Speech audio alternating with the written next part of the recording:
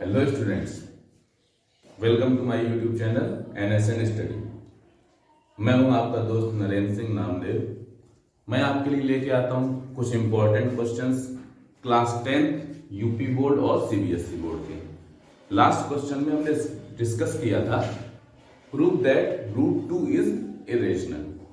बहुत important question था और ऐसे ही क्वेश्चन एग्जाम में ज्यादातर आते हैं। आज के लिए मैं क्वेश्चन लेके आया हूं find all the zeros of 2x की power 4 minus 3x cube minus 3x square plus 6x minus 2।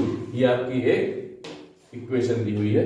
If you know that two of its zeros are root 2 and minus root 2। ये आपके सेकंड चैप्टर का question है और बहुत ही ज्यादा important. इस type के क्वेश्चन एग्जाम में आते ही आते हैं। तो चलिए स्टार्ट करते हैं वीडियो को। क्वेश्चन ये कह रहा है कि इस इक्वेशन के जीरोस आपको फाइंड करने हैं सारे। इफ यू नो दैट उसके दो जीरोस आपको रूट 2 और माइनस रूट 2 दिए गए हैं। तो सबसे पहले सिंस टू जीरोस आर क्या क्या टू जीरोस हैं आपके रूट 2 एंड माइनस रूट 2। ठीक है, therefore x minus root 2 and x plus root 2 will be factor of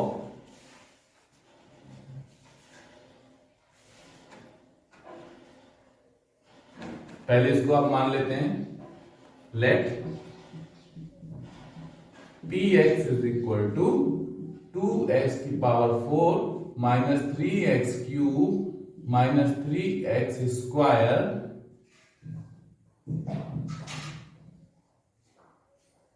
plus 6x minus 2। मतलब कि सबसे पहले हमको ये मान लेना है कि ये जो भी इक्वेशन दी है उसको हम px के रूप में लेट कर लिया, मान लिया। अब वही हम यहां पर आगे लिख देंगे। क्या किया, टू जीरोस आपके इतने हैं तो अब माइनस x माइनस रूट 2 और x प्लस रूट 2 ये आपके फैक्टर होंगे किसके, px के। ऐसा क्यों होता है, क्योंकि जो ये रूट 2 और माइनस रूट 2 जो जीरोस होते हैं वो आपके x की वैल्यू ही होते हैं। जैसे x की वैल्यू रूट 2 और x की वैल्यू माइनस रूट 2। अब जब इस तरफ आ जाएगा तो ये क्या हो जाएगा, x minus root 2 is equal to 0 और ये हो जाता है x plus root 2 is equal to 0। इसका मतलब है कि ये x माइनस रूट 2 और ये x प्लस रूट 2 जो है ये दोनों क्या है, will be factor of px। मतलब ये दोनों फैक्टर होंगे किसके, इस इक्वेशन के। ठीक है,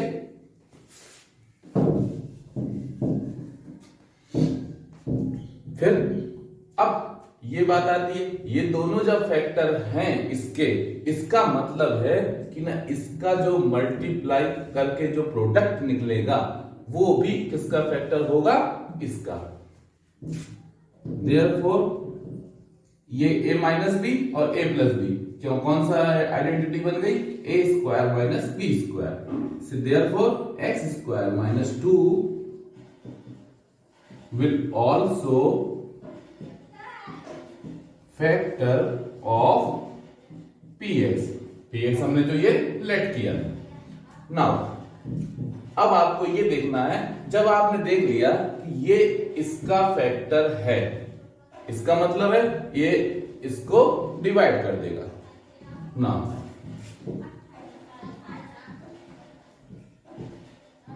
by dividing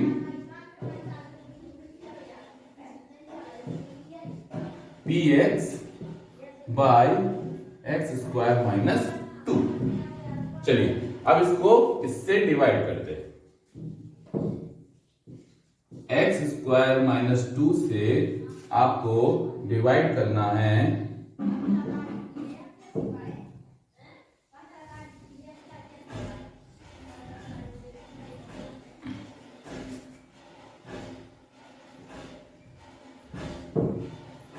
2x to the power 4 minus 3x cube minus 3x square plus 6x minus 2 में इससे इसमें डिवाइड करते हैं। आपने पिछली क्लासेस में पढ़ा होगा, 9th में, 8th में, 7th में भी थोड़ा बहुत आता है।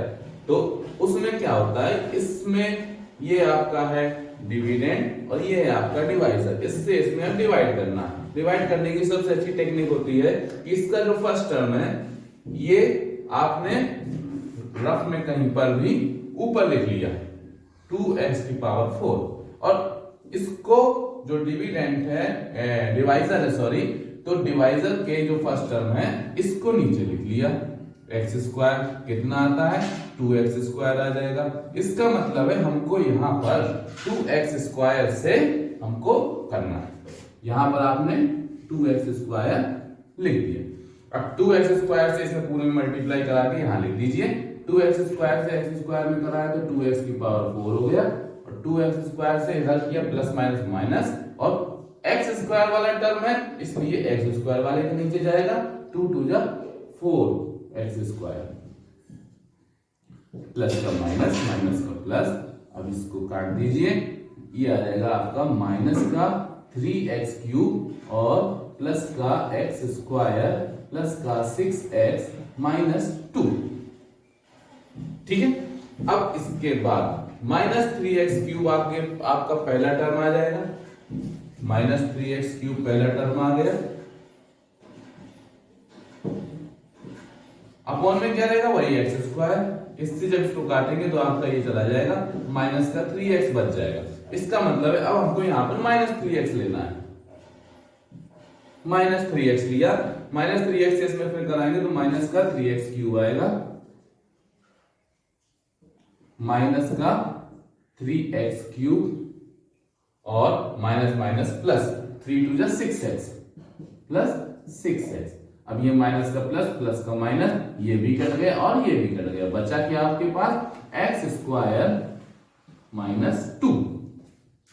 ठीक है, x स्क्वायर माइनस 2 जो कि यहां पर भी है। अब आपको दिख ही रहा है कि सीधे सीधे एक बार हो जाएगा तो प्लस 1 करके इसको लिखा दीजिए। x स्क्वायर माइनस 2 प्लस का ये माइनस माइनस का प्लस, ये भी कट गया ये भी कट गया, कैंसिल। तो आपका जो क्वेश्चन आया है आपका 2x square minus 3x plus 1। अब इसके आगे थोड़ा सा पार्ट अभी और रह गया क्वेश्चन का। आपको क्या करना था, जीरोस निकालने थे। जीरोस निकालने के लिए पहले फैक्टर निकालने पड़ेंगे, फैक्टर निकालने के बाद फिर आपके जीरोस आएंगे। तो नाउ देयरफॉर px जो था इज इक्वल टू, अब कितना आ गया, एक्स स्क्वायर माइनस 2 एक फैक्टर था, दूसरा फैक्टर आपका ये आ गया 2x square, x square minus 2 था और 2x square minus 3x plus 1। अब ये तो आपका पहले से गिवन था, जीरोस जो गिवन थे आया था पहले से ही, फैक्टर मालूम था आपको। अब ये आपने निकाला है, अब आपको इसको मिडिल टर्म स्प्लिटिंग मेथड से इसको सॉल्व कर लेना है। नाउ अब यहां पर लिख दीजिए, now by middle term splitting 2x square minus 3x plus 1। ठीक है, मिडिल टर्म स्प्लिटिंग में क्या होता है, सबसे पहले हमेशा के लिए समझ लीजिए कि ये जो नंबर दिया है यहाँ पर एक्स स्क्वायर का जो कोएफिशिएंट है 2, इसका मल्टीप्लाई इधर के कांस्टेंट के नंबर से करा देते हैं। जो भी कांस्टेंट इधर है इसका मल्टीप्लाई इसके एक्स स्क्वायर के कोएफिशिएंट में करा देंगे। 2 1 जा कितना हो गया 2। अब 2 के ऐसे फैक्टर करने हैं कि हमारा प्लस या माइनस करने पर 3 आ जाए। 2 के फैक्टर सिंपल से हैं, 2 1 जा 2 और 2 और 1 ऐड करेंगे तो 3 आ जाएगा। इसकी जगह हम 3 की जगह क्या कर देंगे, 2 + 1 लिख देंगे, 2 + 1। अब सीधे सीधे यहां से निकाल लीजिए, 2x² - 2x - x + 1। 2x इधर कॉमन लिया तो x - 1 और -1 इधर कॉमन लिया तो x - 1। x - 1 इधर कॉमन ले लिया तो आपका आ जाएगा 2x - 1। ठीक है, इसके आगे का पार्ट मैं इधर कर देता हूं, इसे यहीं पर कर देते, कोई बात नहीं। तो अब इतना आ गया। नाउ फॉर जीरोस क्या करना पड़ता है हमको, बताया था मैंने, x - 1 = 0 कर दीजिए तो x बराबर 1 आ जाएगा, एंड x 2x - 1 = 0 कर दीजिए तो 2x = 1 आ जाएगा, इसलिए x = 1/2। आपका एक जीरो ये आ गया। Therefore उसने क्या बोला था, 2 जीरोस आपके √2 और -√2 हैं और आपको और बाकी निकालने थे जीरोस। तो जितनी डिग्री होती है स्टूडेंट्स, ये जो डिग्री है, जितनी डिग्री होगी उतने ही जीरोस आते हैं। 4 डिग्री है, यहां पर 4 डिग्री है, तो यहां पर 2 जीरोस दिए हुए थे, 2 और आ गए, 3rd और 4th। Therefore 2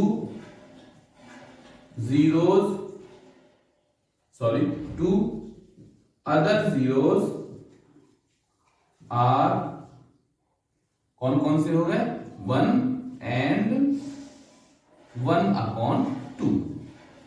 ये आपका सॉल्व हो गया। तो इस तरीके से इस क्वेश्चंस को करेंगे।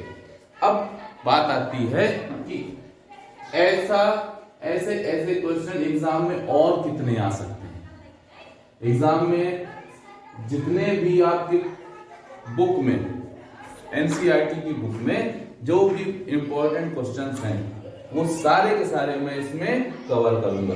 मैक्सिमम क्वेश्चंस इसी टाइप के जो होते हैं उनमें बच्चों को दिक्कत आती है, वो सोचते हैं कि ना इतने बड़े बड़े क्वेश्चन कैसे सॉल्व करेंगे, लेकिन इनका सिंपल और अच्छा से सबसे अच्छा तरीका, बेस्ट तरीका मैं लेके आऊंगा आपके सामने। और भी कुछ क्वेश्चंस की, जैसे कि इसको सॉल्व करके बताया। तो इसी तरीके के और ज्यादा अच्छे वीडियोस पाने के लिए आप मेरे चैनल को सब्सक्राइब करिए और बेल आइकन को दबाइए, इसको और लाइक और कमेंट कीजिए, ताकि हमें मोटिवेशन मिल सके और हम और ज्यादा अच्छे वीडियोस आपके सामने ला सकें। मेरे को क्लास 10 यूपी बोर्ड और सीबीएसई बोर्ड दोनों के लिए पूरे जितने भी इंपॉर्टेंट क्वेश्चंस हैं उनको कवर करना है। आपके एग्जाम आने वाले हैं, हो सकता है डेट जल्दी से अनाउंस हो जाएगी, तो आपको पूरे के पूरे 10th क्लास के इंपॉर्टेंट क्वेश्चंस मैं लेकर आऊंगा। तो ठीक है, इसके साथ ही मैं अपने वीडियोस को खत्म करता हूं और आपसे कहता हूं कि प्लीज चैनल को जल्दी सब्सक्राइब कर दीजिए, लाइक कमेंट करिए और हमें मोटिवेट करिए। Okay, thank you, thanks for watching.